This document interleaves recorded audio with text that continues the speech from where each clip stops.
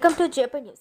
జాఫ్లాపురం చుక్క పాత్ర మైనింగ్ లో లీజుదారుల మైనింగ్ లోకి మూకుమ్మడిగా జొరపడ్డ మరో వర్గం. సైదాపురం మండలం జాఫ్లాపురంలో సర్వే నంబర్ 1, 2, 3, 1, 3, 2 సర్వే నంబర్లలో 62 ఎకరాలకు 2044 వరకు అదూరు శ్రీచరణ్ పేరుతో లీజు ఉండగా తమకు ఈ భూమిలో హక్కు ఉందంటూ అదూరు బద్రీనాథ్ తో పాటు అనుచర వర్గం 30 మందితో వచ్చి సీసీ కెమెరాలు ధ్వంసం చేసి అక్కడ కాపలాగా ఉన్న 4 వ్యక్తులపై దాడికి దిగినట్లు మైనింగ్ లీజుదారుడు శ్రీచరణ్ సిబ్బంది తెలిపారు.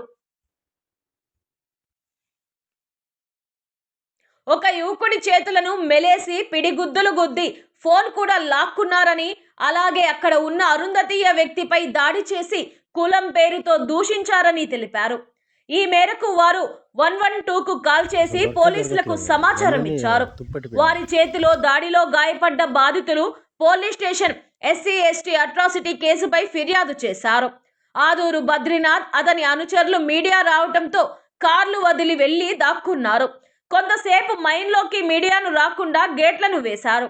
వారు మాత్రం మైనింగ్ లీజుదారు శ్రీచరణ్ సిబ్బందిని బయటకు తరిమి లోనికి రాకుండా వారు తాళాలు తెచ్చి బలవంతంగా మైన్ను ఆక్రమించుకున్నారని శ్రీచరణ్ సిబ్బంది తెలిపారు. మాది గులించర్ల. నేను మైన్లో ఆపరేటర్గా పనిచేస్తున్నాను. జోగిపల్లి దగ్గర మైన్లో ఆపరేటర్గా పనిచేస్తుంటే ఈరోజు బద్రీ అనే ఊరికి వచ్చేసి 30 మంది కార్లు వేసుకొని వచ్చి నన్ను కొట్టి ఫస్ట్ బయటికి వెళ్ళిపోమన్నాడు. వెళ్ళిపోతామని చెప్పే లోపలే మళ్ళీ పట్టుకొని కొట్టి పొలం పెట్టి ఎట్టంటే తిట్టి నా కొడుకే మాది నా కొడుకు మొన్న కూడా అట్టే చేశాడు. మాది కూడా నువ్వు ముందు బయట పోరా అని చెప్పని కొట్టి ఎట్టంటే తిట్టి నన్ను ఇదంతా కొట్టారు. కొట్టి మళ్ళీ ఏం చెప్పారంటే నువ్వు కానీ ఎట్లా కనిపిస్తే ఈ సూచి చంపేస్తున్నారు, నా ప్రాణానికి ఏం జరిగినా సరే అని వాళ్ళే మెయిన్ ఇంకా బద్రీ వాళ్ళే కనీసం 30 మంది వచ్చి 30 మంది కొట్టారు. కొట్టి నన్ను సీసీ కెమెరాలన్నీ పగల కొట్టినాక చిన్న కొట్టలో నన్ను మాది కూడా పోరా బయటకని. అప్పటికి మా మేనేజర్ వాళ్ళు అడ్డం తీసినా కూడా అడ్డం కొట్టి తినకుండా కాళ్ళు చేత తన్నారు నన్ను వాళ్ళు 30 మందిలో. అది సార్ జరిగింది. ఆడ 30 మంది జనాభా వచ్చి దౌర్జన్యంగా మీరు బయటికి పోతారా కొట్టమంటారా అని చెప్పి మాడే లోపల ఇతను మాడే లోపల ఆ అబ్బాయిని కొట్టేశారు. అతను అడ్డం పోతే ఇతను క్యాస్ట్ బిల్లుతో మాట్లాడి ఆ అబ్బాయిని క్యాస్ట్ ఎత్తి మరీ కొట్టారు సార్. ఇతను కూడా 5 సంవత్సరాల నుంచి 7 సంవత్సరాలు అక్కడే పని చేసుకుంటా ఉన్నాం. అంతకుముందు ఈ విధంగా గొడవలేదు సార్, కొట్టలేదు కానీ ఇంత గొడవలు అయింది, కేసులు పెట్టాము, తోసుకున్నారు కానీ కొట్టుకోలేదు. దగ్గరకు వచ్చిన కేసు ఇచ్చేదానికి వచ్చినాం సార్, మీరే న్యాయం చేయాలి సార్. మా ప్రాణానికి ఏమైనా జరిగితే వాళ్ళే బాధ్యులు. మా పిల్లకాయలందరూ భయపడిపోతున్నారు. ఒక పిల్లడు ఎట్లా అడ్రస్ అక్కడ నిలిపోయినాడు, వాడికి ఏమైనా జరిగినప్పుడు బాధ్యులు వాళ్ళే సార్. అది సార్ మీరే ఫారెస్ట్ అతనికి వెళ్ళిపోయారు. అబ్బాయి ఫోన్ కూడా వాళ్ళ దగ్గర ఉంది. ఫోన్ కూడా అబ్బాయి ఎట్లా ఇప్పుడు కనిపించలే, మా ఫోన్ వాళ్ళ దగ్గర ఉంది. న్యాయం చేయాలా, న్యాయం చేయాలా, నాయకులు న్యాయం చేయాలా.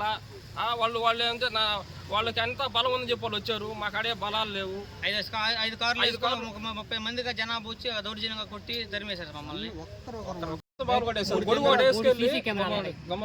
గొడుగు ఒకటి వేసుకెళ్ళి అడ్డం పెట్టేసి అడ్డం పెట్టేసి వాటిని పగలు కొట్టేసి వాటిలో సిమ్ములు తీసేసుకొని అవి కూడా అక్కడ వాళ్ళ కారులోనే ఉన్నాయి. మొత్తం కారులోనే పెట్టేసి మమ్మల్ని అందరూ బెదిరించి భయపెట్టి 10 సంవత్సరాల నుంచి పని చేస్తున్నాం సార్. మేము ఎక్కడ బతకాలా? మమ్మల్ని బయట తరిగి కరెక్ట్ కదా, వాళ్ళే కాదు కదా మైన్లు. ఇప్పుడు రన్నింగ్ లో ఉందా మైన్? రన్నింగ్ లేదు సార్, 8 నెలల నుంచి ఆగిపోయినాయి సార్. మాకు లీజ్ అంతా ఫోర్స్ లో ఉంది. రాత్రి లోడ్లు ఎత్తుతున్నారు? లేదు సార్, లీజ్ ఫోర్స్ లో ఉంది. మేము ఎక్కడ లోడ్లు ఎత్తింది ఏం లేదు. కానీ వాళ్ళు రౌడీజం చేసి మా మీద గట్ట దౌర్జన్యంగా వస్తున్నారు. మాకేమైనా ప్రాణానికి హాని జరిగితే వాళ్ళే బాధ్యులు. మేము మైన్ కాడికి వెళ్ళాలని భయం. మేము ఎక్కడ బతకాలా? మాకు వాళ్ళు జీతాలు కూర్చోబెట్టి జీతాలు ఇస్తారు. పని లేకపోయినా కూడా మా ఓనర్ దేవుడు లాంటి వాడు మాకు జీతాలు ఇస్తున్నాడు. వీళ్ళు వచ్చేసి గందరగోళం చేసేస్తున్నారు.